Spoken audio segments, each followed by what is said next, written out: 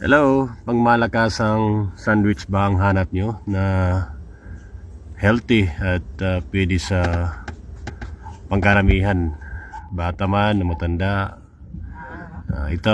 Itong ginawa kong sandwich ay healthy to. Nilagyan ko ng avocado at saka strawberry. Yan, unahin muna natin i-toast yung bread. Ang ginamit ko ditong bread ay gluten-free lentil bread.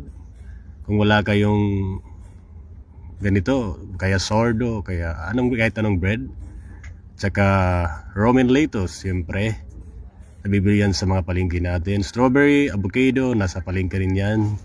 Chicken sausage with cheese, nabibili rin natin sa mga paborito nating market. Then kunting salt, asin, at saka pepper, paminta to taste. Ngayon, kung gusto nyo lagyan naman ng sauce, nasa sa inyo naman yan. Masarap yan sa kahit sa ketchup at saka sa mayonnaise na pinaghalo o kaya honey mustard.